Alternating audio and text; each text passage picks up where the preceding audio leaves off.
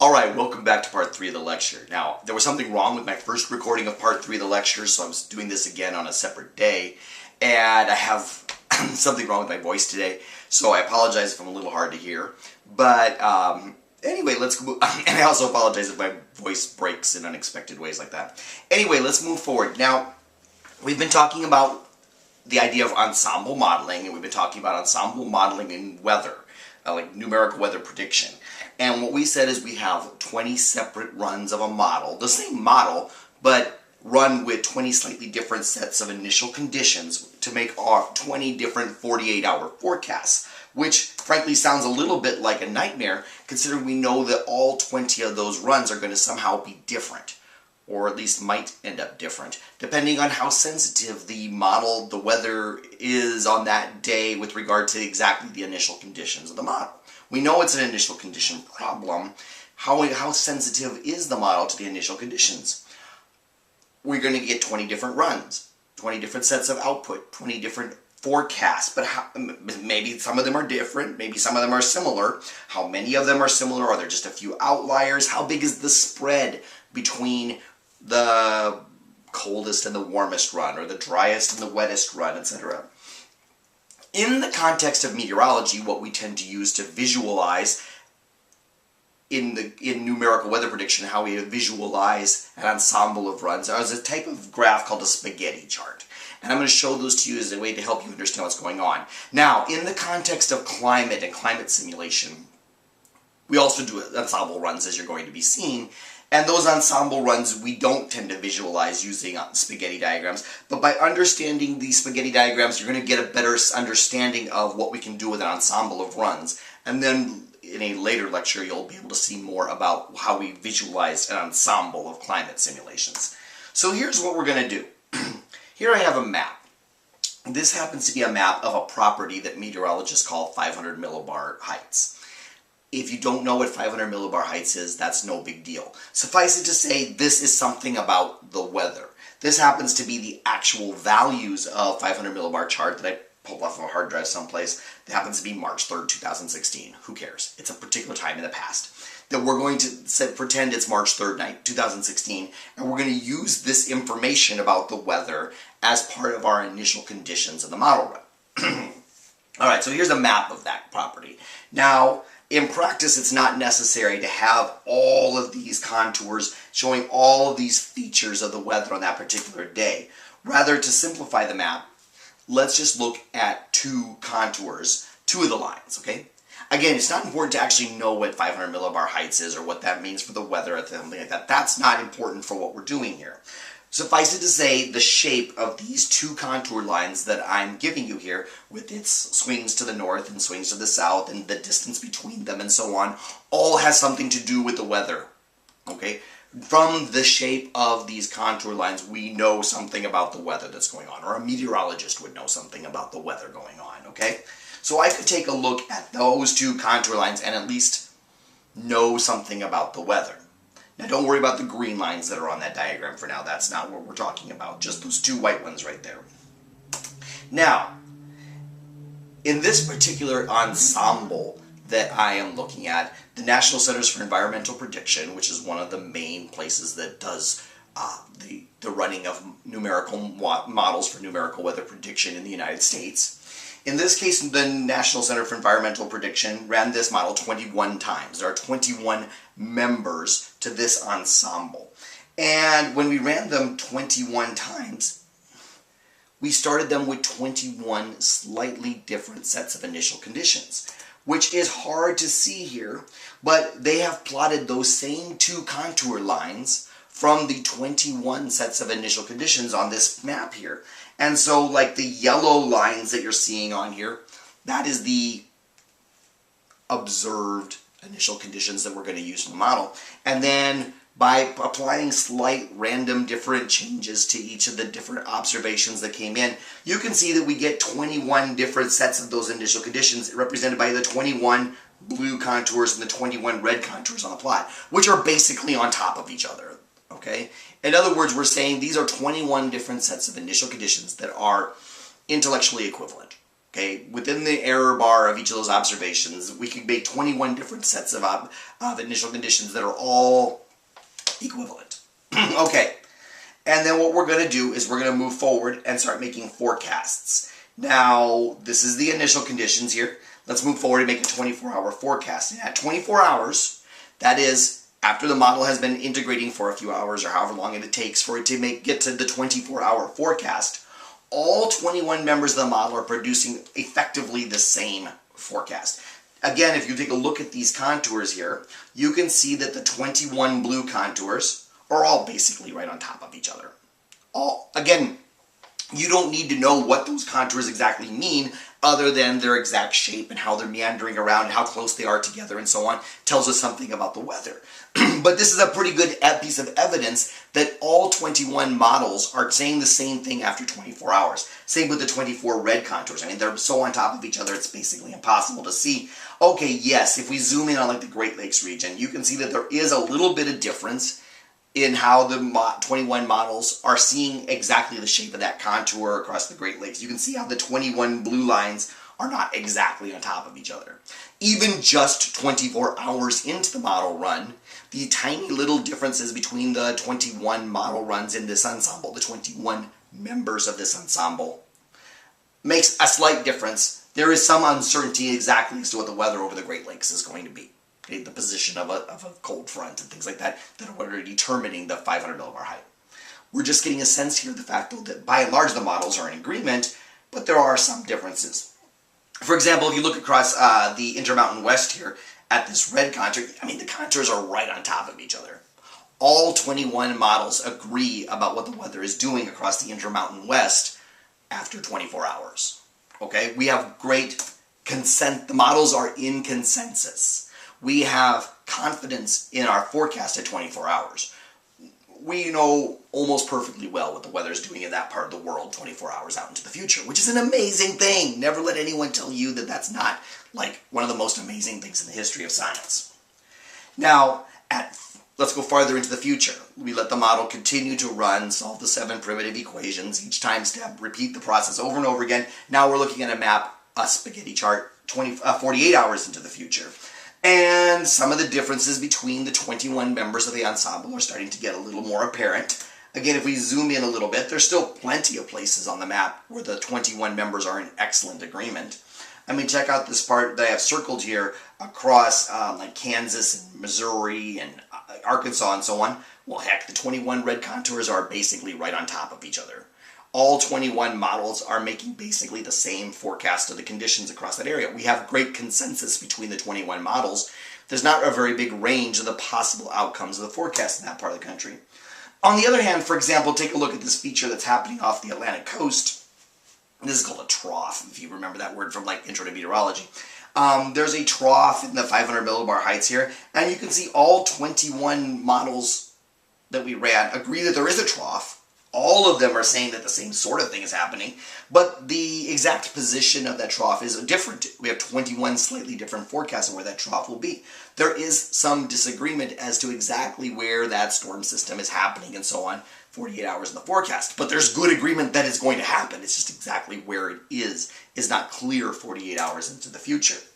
So 48 hours in the future, we're pretty confident about the weather across like Missouri and Arkansas and Oklahoma and so on. But we are considerably less confident about what the weather is going to be doing over here across the Atlantic seaboard. We are confident that there's going to be some kind of trough, which is going to be a cyclone and stuff like that at the surface. But there's quite a range as to exactly where. On the other hand, this has given us a good sense of the range of possible outcomes. We know that the trough will be somewhere between like Pennsylvania and just off the coast of Delaware and so on. We have a pretty good idea of the range of possible outcomes. And we can go farther into the future, like 72 hours. That's 3 days into the future of this model run. And again, the differences between the 21 members of the ensemble are starting to become more apparent. But yet, there is still a lot of commonality between these different models. For example, all 21 models are agreeing that there's this feature called a ridge, actually, if you remember that term from Intro to Meteorology, where the flow kind of heads up to the north, and then, where the contour line is heading up to the north, and then makes kind of a right turn down towards the south. Excuse me here. all 21 models are in pretty good agreement that it's going to happen. Yeah, there might be a couple hundred kilometers of difference in terms of their sense of like exactly where that's happening, but that's actually pretty good confidence that this is still going to happen. Again, 3 days out, okay, we've made a forecast of what's happening in the atmosphere, and we know that even though it's an initial condition problem and we needed to have perfect conditions, initial conditions, a perfect understanding of the initial conditions for us to make a perfect forecast, well, actually, we're still making a pretty damn good forecast. All 21 models are in pretty good agreement as to what's happening in 72 hours in the future. All right? Similarly, like there's sort of this complicated idea of a trough out over the eastern half of the United States. The 21 different models all agree that something's going to happen. All 21 models have the contour lines basically right on top of each other. All 21 models are in consensus that there's going to be this big trough off the east coast of the United States and over the Great Lakes and so on. It's just exactly where, okay? There's some few hundred kilometers difference of agreement as to where that's all going to be happening. Even at 96 hours, that's the, 4-day forecast or whatever, frankly, the range of these models is not that bad. We have pretty good confidence of where the troughs and the ridges are going to be, which means we have pretty good confidence of like where the cyclones and the cold fronts and so on in the model are going to be. But as things get farther into the future, things get worse. So like, for example, here's the 5-day forecast, 120 hours out into the future. And see how the 21 versions of the model are starting to get more and more different? Where each of them thinks those two contours of 500 millibar height are. Again, it's not critical to know what 500 millibar height is, so much as to understand that it's somehow representing the weather. Well, the 21 different ideas of where those contours are getting to be kind of different. In fact, if you take a look, like across the Rocky Mountains and out as far as Nebraska and so on, all 5-day forecasts of those 21s have quite different ideas as to exactly where these troughs and ridges are going to be and so on. They're starting to get a lot of spread. Although, frankly, in fairness, this is still not a disaster. All the models have a surprising amount of agreement about what's going on in like the eastern United States, even 5 days out into the future. But you're starting to get an idea why we call these things spaghetti charts. Okay, as the models are no longer so much in consensus with each other, and the contours, each member of the ensemble's ideas of the 500 millibar height are different, you start getting this crazy pile of contours that kind of looks like spaghetti on a plate, right? It's a spaghetti chart. And so when the contours were all on top of each other and parallel and so on, we had a great deal of confidence in the forecast. As they start looking more like a mound of spaghetti where all the contours are crossing each other and so on, it's getting less and less clear that the models know what's going on. And as we continue farther, like here's the 6-day forecast where, again, the contours are getting less and less in agreement, less and less in consensus with each other, and we're getting less and less confidence in the forecast. 6 days out, though, is pretty far. And 7 days out, again, the contours are getting less and less in agreement. Although I must say, this big trough in the 500 millibar heights over like northern Mexico and Texas, I mean, in fairness, the 21 members of the model all are in quite good agreement. I'm sorry, the 21 members of the ensemble are all in pretty good agreement that that big trough is going to happen and so on. And that's 7 days in the future. That's pretty impressive. Here's the 8-day forecast. You can see the models are even less in consensus. Here's the 9-day forecast. You can see the models are even less in consensus. And here's the 10-day forecast. I mean, I don't think the models are telling us much of anything of any value anymore. The models are in wild disagreement. The 21 members of the ensemble are in wild disagreement about what's going on at the 500 millibar heights. By this time, then, there's very little value to the forecast. The models aren't telling us much of anything. They're all in disagreement as to what's going to happen. That's okay. It's 10 days out. These kind of spaghetti charts are a hugely powerful tool in modern meteorology because when it gives us a sense of how to interpret what the ensemble of models is telling us about how much agreement there is between the 21 different, or however many are in how many members your model ensemble has. When the members of the model are producing forecasts that all seem to be in agreement, we have really good confidence that the models are predicting what will actually happen. Whereas when the members of the model are producing forecasts that are all wildly disagree, we have very low confidence that what the models are predicting is actually going to happen. That is a useful thing to have a sense of the range of possible outcomes and how much certainty we have on the outcomes. Now, in the case of ensemble forecasts of weather, the different members of the ensemble are typically only different in terms of their initial conditions. We typically are running the same model, like the same computer program, with the same assumptions about the boundary conditions, assumptions or observations. Things like the boundary conditions, remember, are things like carbon dioxide content in the atmosphere, or how much radiation the Earth is receiving from the sun, or the albedo of the surface of the Earth, and so on. Those kind of boundary conditions are not usually changed in an ensemble used for weather prediction. Rather, they tend to just use slightly different initial conditions that are all intellectually equivalent. They're all within the error bars of the actual observation, and then we just see how sensitive the forecasts are to that. That is not quite the same strategy as what we're going to use when we're talking about ensemble modeling of climate, because climate is not really an initial condition problem. The initial conditions don't really matter in a climate modeling. What does matter is the boundary conditions and the model that you are choosing to run. Like literally, which computer program are you choosing to use? The model that the Americans use at the National Centers for Environmental Prediction? Or are you using the European model that comes from the ECMWF? Or are you using the British model that comes from the UK Met Office? Now, if we look back at that glossary of meteorology definition of an ensemble forecast, it says that the forecast in an ensemble may have different initial conditions, which is what we saw for numerical weather prediction, or they could have different boundary conditions, different parameter settings, or maybe even different models. So an ensemble of climate simulations will typically run a model many times, but each with different boundary conditions. Okay, we're going to run it with slightly different amounts of carbon dioxide, or we might run several different models or something like that. So so we'll have different carbon dioxide concentrations. We'll run it with a range of different carbon dioxide concentrations to get a sense of what the range of possible outcomes of future climate could be. Or we could run several different models with the same boundary conditions. That is an important thing that we'll be discussing in future lectures. But, like, for example, organizations like the IPCC will coordinate to have all the different groups that have a climate model all run it with the same boundary conditions, but we're running slightly different. The model run by the Japanese Meteorological Agency is somewhat different than the climate model run by the Goddard Space Flight Center, which is somewhat different than the model run by the University of Oklahoma, or something like that. We're going to run all these different models using the same boundary conditions, but we'll get to how that's going to do. These different models are slightly different. They might have different resolutions, different approximations, different ways of solving the 7 primitive equations, etc. Wait a minute.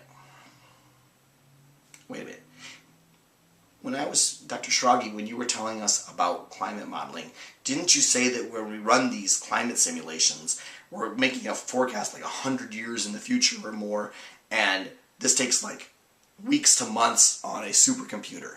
Yeah, I did.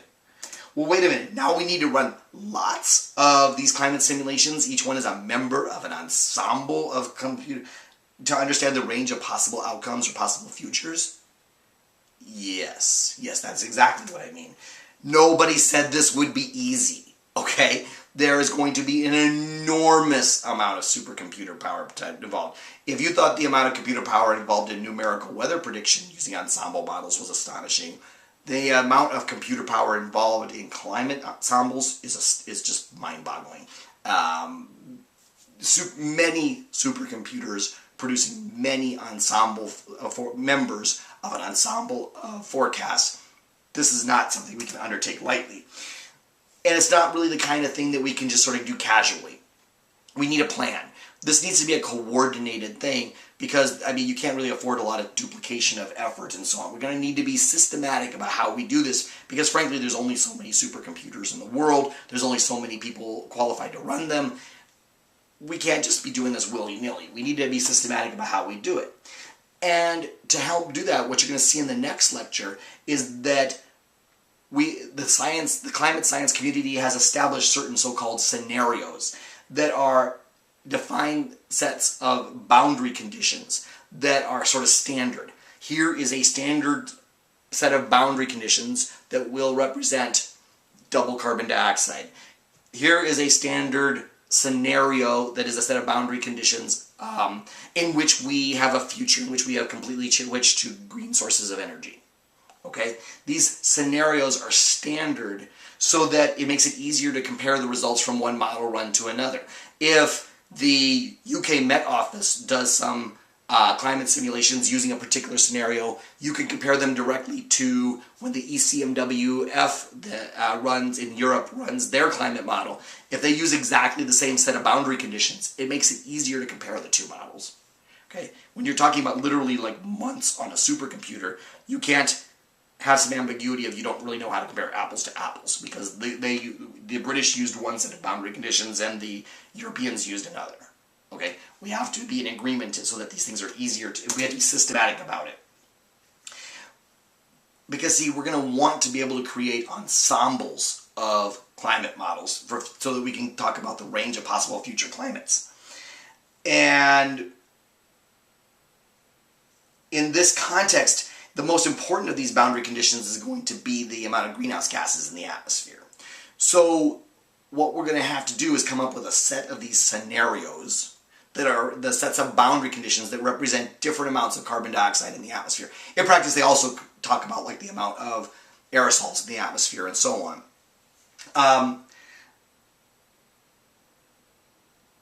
So we're going to take a team of scientists and we're going to come up with a plan that's going to be, let's define these scenarios, these sets of boundary conditions, like amount of carbon dioxide in the atmosphere, also things like amounts of aerosols in the atmosphere and so on, that represent different possible futures.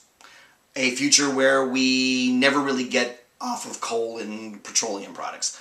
A future with much less economic growth and we don't actually use that much coal and oil anymore. A future where we are really good about switching to green energy and so on. Because that ideas about the future are going to be what determines the amount of carbon dioxide in the atmosphere, and then we'll use that as boundary conditions for running the model. Well, the IPCC tells us that future greenhouse gas emissions is a very complicated thing to understand, because it's going to be a product of these very complex economic, dynamic systems that are driven by demographic changes, socioeconomic changes, economic changes, technological changes, and so on. This is a very big deal. Because, like, okay, when we say demographic changes, we mean like changes in population, and the distribution of population, socioeconomic development, how rich we are, how much we're spending on things like travel and other greenhouse gas emission intensive activities. Technological change, what kind of alternative sources of energy we have, the costs of such things, etc. The choices we have with regard to how we can use energy, like battery-powered vehicles versus ones that use fossil fuels, and so on. Holy smokes. This all sounds like a lot of stuff that's outside of the natural sciences. This sounds like this is going to involve sociology, economics, engineering, policy, development, all kinds of issues. This is a very interdisciplinary problem, which I know environmental science students love. They love that whole idea of interdisciplinary stuff, and that's awesome, because it's going to take a very interdisciplinary approach to start figuring out what the possible scenarios for future climate are going to be. Wow, okay. Thank you for your patience for listening to a lecture with almost no voice. Let me give you a couple quick questions before we go. Question 9. On a spaghetti chart, if the contour lines are all more or less on top of each other and parallel to each other, we say A, the members of the ensemble are in consensus, B, the model has stabilized, C, the models have committed to the same change, or D, the changes in weather between now and the model time are irreversible. There's a lot of vocabulary and a lot of jargon here. Which of those is the right way to interpret what's happening on a spaghetti chart when the contours are on top of each other in parallel? All right, make a choice from those 4 options and get a little feedback before we move on to question 10.